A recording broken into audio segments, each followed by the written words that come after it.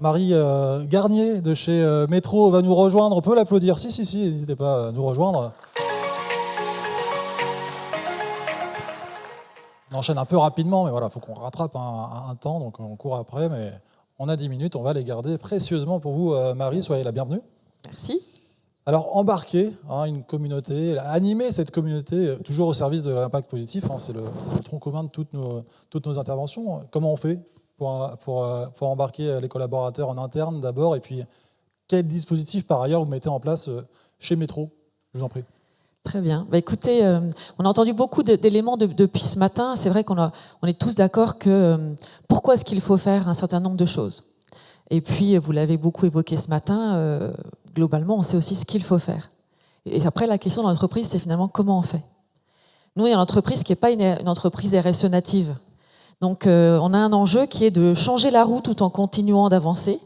Et ça veut dire qu'il faut faire plein de choses en même temps. Il faut continuer l'activité et puis en même temps il faut la transformer. Et donc on a un vrai enjeu de transformation. Cet enjeu de transformation, de leadership, de changement de modèle économique, vous l'avez dit aussi ce matin, c'est vrai que ça part souvent de la direction générale, du COMEX, et il faut une impulsion. Mais après, il faut un certain nombre de bras, j'allais dire de tentacules pour aller irriguer l'ensemble de l'entreprise et que cette transformation se fasse. Et que surtout chacun n'ait pas le sentiment que dire ok, c'est pour la RSE, c'est pas moi, ou ça sera le problème d'autres. Parce qu'en fait, on se rend compte aussi aujourd'hui que tous nos collaborateurs, tout le monde a envie de faire quelque chose. Et puis dans le poste qu'il a, c'est le mieux placé finalement pour savoir ce qu'il faut faire. Les équipes logistiques et transport, ce sont quand même les mieux placés pour savoir quelles sont les évolutions technologiques, celles qui fonctionnent, celles qui fonctionneront peut-être, qui seront disponibles dans quelques années, mais quelles sont les solutions intermédiaires. Nos équipes d'achat, ce sont les mieux placés aussi pour savoir dans quel timing on va pouvoir faire un certain nombre d'actions. Donc ça, c'était extrêmement important de se dire on va créer une communauté.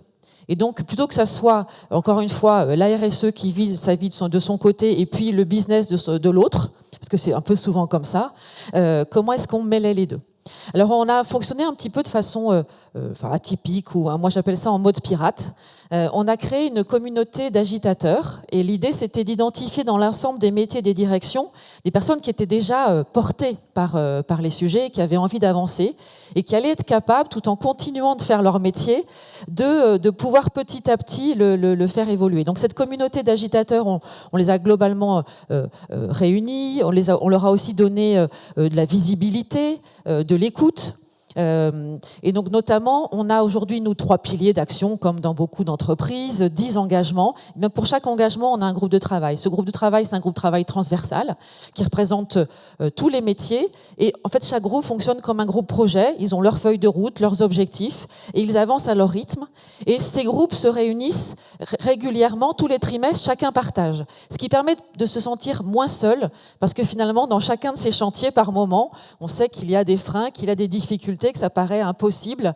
Et donc, le fait de faire partie d'une communauté, ça donne de l'énergie et ça permet d'avancer. Et puis, cette communauté, on revient au leadership, elle est bien évidemment l'idée par notre directeur général. Donc, tous les trimestres, chacun a l'occasion de présenter ce qui a été fait, d'être reconnu pour ce qui a été fait, et puis de pouvoir faire passer des messages sur parfois les difficultés qui peuvent exister. Donc, cette communauté, aujourd'hui, elle est...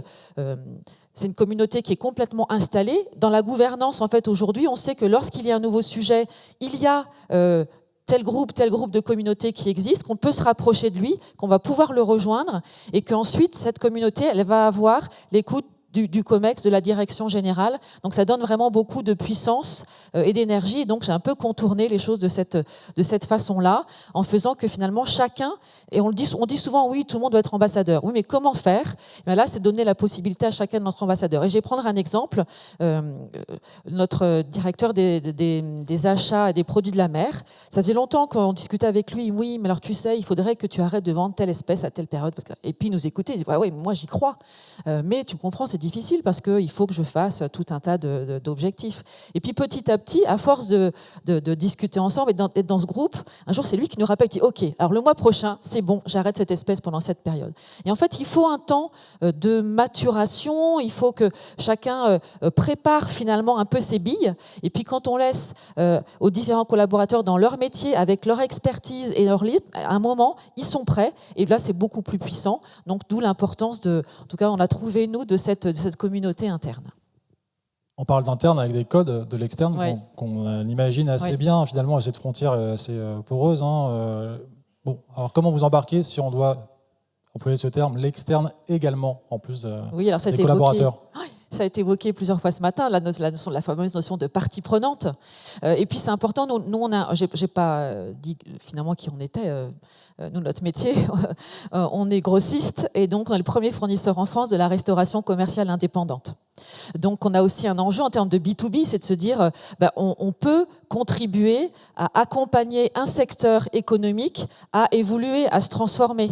Ce sont des opérateurs économiques indépendants, des entreprises, des petites PME, ils doivent penser à tout, à la RH, au développement économique, etc., etc.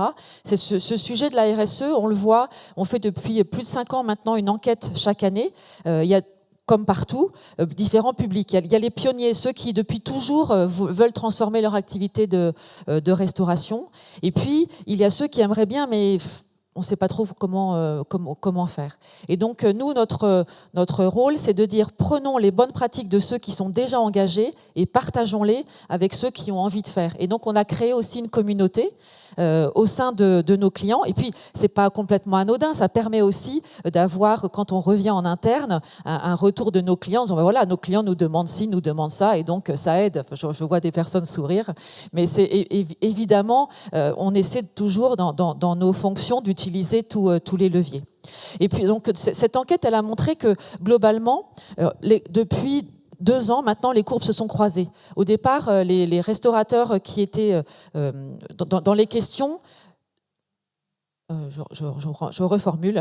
Dans les questions, la principale motivation, c'était une motivation personnelle, individuelle. J'ai vraiment envie de changer les choses et donc je veux faire évoluer ma restauration.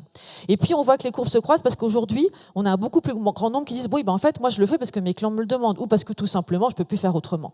Et donc c'est intéressant parce que les pionniers sont essentiels, mais ensuite il faut vraiment qu'on ait le grand volume d'entreprises qui se transforment. Vous le savez tous mieux que moi. Si on veut avoir de l'impact, il faut que tout le monde fasse ces fameux gestes. Et donc, cette communauté, on s'est dit, il faut aussi pouvoir l'accompagner, proposer des outils simples de connaissance de la réglementation, etc., des choses très techniques, mais surtout créer une communauté, parce que finalement, quand on voit quelqu'un faire quelque chose, on se dit, ah, lui, il a décidé de supprimer le plastique dans son restaurant, donc c'est possible. C'est compliqué, mais c'est possible. Et si je peux le rencontrer, discuter avec lui de la façon dont il l'a fait, ça va m'aider. Et donc, c'est ce que l'on fait sur l'ensemble des sujets. Alors, un gros sujet dans la restauration, en plus avec le Covid, c'était les emballages. Donc, les emballages ont été surmultipliés avec la période Covid, alors qu'il faut les diminuer. Donc, c'est toujours la quadrature du cercle. Donc, comment travailler sur d'autres matériaux, comment travailler sur la consigne, comment travailler sur le réemploi. Et donc, ça, ce sont des sujets qu'on peut travailler avec la communauté.